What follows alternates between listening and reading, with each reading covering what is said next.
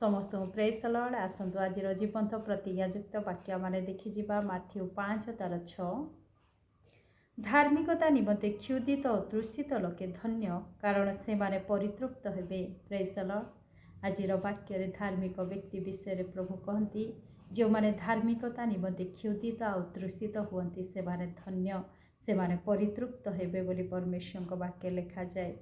धार्मिक व्यक्ति गोटे आशीर्वादर व्यक्ति अटे। गीत संहिता 37 तार 29 आउ 30 लिखा जाए धार्मिक देशाधिकार करिब और सदाकाल तहिरे बास करिब। धार्मिकर मुख ज्ञानर कथा कहे और ताहार जिह्वा न्याय विचार कथा कहे। Praise the Lord. धार्मिक व्यक्ति देशाधिकार करिब पुणी सदाकाल तहिरे बास करिब कारण धार्मिक व्यक्तिर कर्म से सर्वदा ज्ञानर कथा कहे पुणी ताहार जिह्वारे न्याय विचार थाए। तेणु से सदाकाल परमेश्वर राज्य रे निवास करिब। द्वितीय पीतर तार 3:12 आउ 13 मध्य लिखा जाए सेही दिनर आगमनर अपेक्षा करी ताहा जेपरि शीघ्र आसिब एथिपाई तुम्भमानकर किपरि सदाचारी और धर्मपरायण हेबा उचित। आम्भे माने ताहांक प्रतिज्ञा अनुसार गोटे नूतन आकाश मंडल और नूतन पृथ्वीर अपेक्षार अछु जहाँ धार्मिकर आवास स्थल हब। Praise the Lord.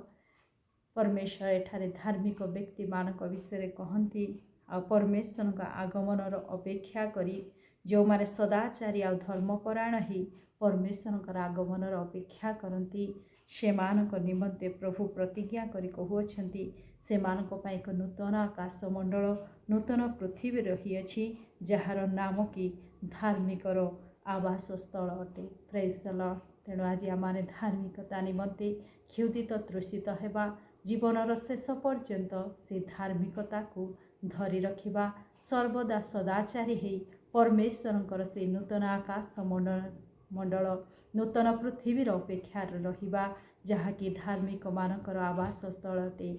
से स्थान रे आम चिरकाल वास करि परिबा। प्रभु ए वाक्य दे मते आपनको आशीर्वाद करंतु। आमेन।